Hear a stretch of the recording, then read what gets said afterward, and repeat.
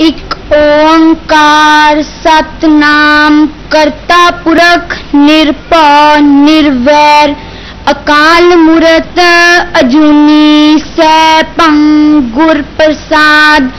वाहिगुरु जी का खालसा वाहिगुरु जी की फतेह। अज जो विचार मैं आप जी दे नाल सांझे कर रही हाँ उसका विषय है धर्म का संकल्प अते देश भक्ति।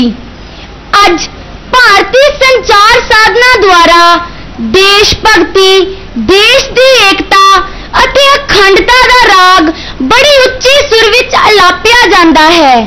सभ्याचारक प्रोग्रामां विच देश भक्ति के गीत गाए जाते हैं, नाटक करवाए जाते हैं।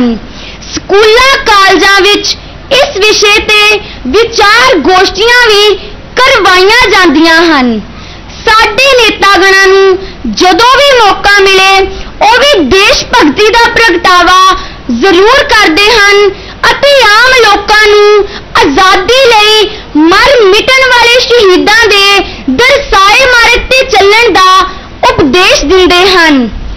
पर ये नेता ही लोकां नूं धर्म दे नां ते भड़का के आपस विच लड़ा रहे हैं।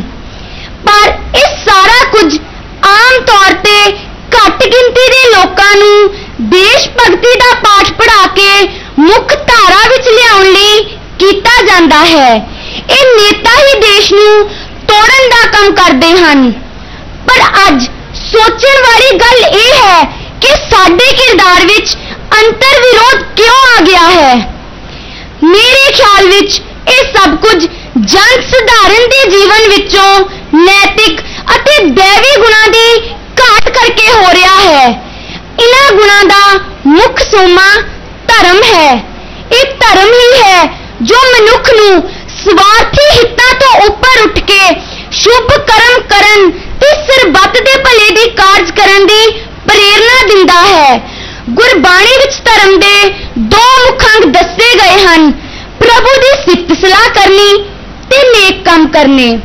इस संबंध विच गुरु अर्जन देव जी का सुखमनी साहिब विच फरमान है, सर्व धर्म में श्रेष्ठ धर्म हर को नाम जप निर्मल करम।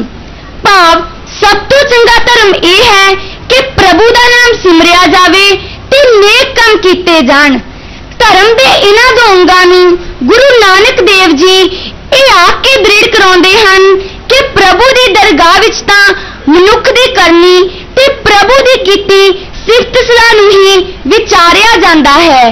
अग्गे करनी कीरत वाचिए बह लेखा कर समझाया। धर्म की परिभाषा दिंदिया होया भाई कान सिंह जी नाभा लिखते हैं, धारण योग कर्तव्य जिस तो बिना मनुखपना नहीं रह सकता। भाव ईर्खा द्वेष तो ऊपर उठ के सारे मनुख मात्र नूं इक्को पिता दी संतान मन के सारियां दा भला करना, आत्मिक ते शरीरिक उन्नति करनी, सदाचारी ते परोपकारी होना ही धर्म है। धार्मिक व्यक्ति का सब तो पहला लक्षण यह होना चाहिए है कि वह सारी सृष्टि विच व्यापक अकाल पुरख की होंद विच विश्वास रखता है। सारियां नूं इक्को पिता की संतान समझदा होया सब नूं एक बराबर समझदा है। सब दी रखिया ते सब नाल इंसाफ करदा होया ये याद रखदा है, अव्वल अल्लाह नूर उपाया कुदरत के सब बंदे, एक नूर ते सब जग उपजिया कौन भले को मंदे। अजिहा धर्मी मनुख जदों प्रभु की सिफत सलाह करता है तां उसकी दृष्टि प्रांतां ते देश दियां हद्दां नूं पार कर जाती है। उसनूं सारे मनुख मात्र ही संसार के मालक प्रभु परमात्मा की सिफत सलाह विच जुड़े हुए जापदे हन। वो प्रेम विच गा उठदा है, बंग के बंगाली फिर हंग के फिरंग वाली, दिल्ली के दिल वाली तेरी आज्ञा में चलते हैं। रो के रुहेले मात देश के मगेले, वीर बंग सी बुंदेले पाप पुंज को मलते हैं। गोखा गुण गावे चीन में चीन के शीस ने आवे, तिब्बती ते आए दोख देह को तो दलत हैं जिन्हें तोहि ध्यायो तिन्हें पूर्ण प्रताप पायो सर्ब धन धाम फल फूल सो फलत हैं। इस तरह असीं देखते हाँ कि धर्म मनुख नूं दैवी दृष्टि बख्शदा है ते विश्व सोझी विकसित करन दी प्रेरणा दिंदा है। धर्म भावना के मुकाबले देश भगती की भावना मनुख नूं संकुचित दृष्टि वाला बनाउंदी है। उसके सामने सरबत दे भले की थां एक विशेष खिते के लोगों का ही भला हुंदा है। उंज देश भगती नालों देश सेवा लफ्ज वधेरे टुकवा है, क्योंकि भगती तो किसी चेतन हस्ती अगे आपा समर्पण करके ते उसके दसे हुए हुक्म ते चल के ही हो सकती है। देश भगती की वधी हुई भावना जो अज राष्ट्रवाद के नाम नाल प्रसिद्ध है मनुख नूं क्रूर निर्दयी अति अत्याचारी बनाउंदी है। इस संबंध विच भारत के साबका राष्ट्रपति अति अंतरराष्ट्रीय विद्वान डॉक्टर राधा कृष्णन ने अपनी पुस्तक रिलीजन एंड सोसाइटी विच पन्ना 16 उत्ते बड़े सार्थक विचार पेश किए हैं। और लिखते हैं, कौमियत का जज्बा कोई कुदरती अंतरस्फुर्त की भावना नहीं, ये बाहरों प्राप्त किया होया बनावटी जज्बा है। अपने देश नाल प्यार का यह भाव नहीं कि गुआंढी कौमां नाल सख्त वैर विरोध रखा जाए।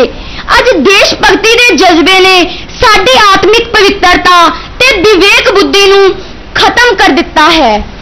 इसे लई ब्रह्मंडी सोच रखण वाले गुरु साहिबान नूं भी राष्ट्रवादी साबित करने की कोशिश की जा रही है, जो कि सरासर बेइंसाफी है।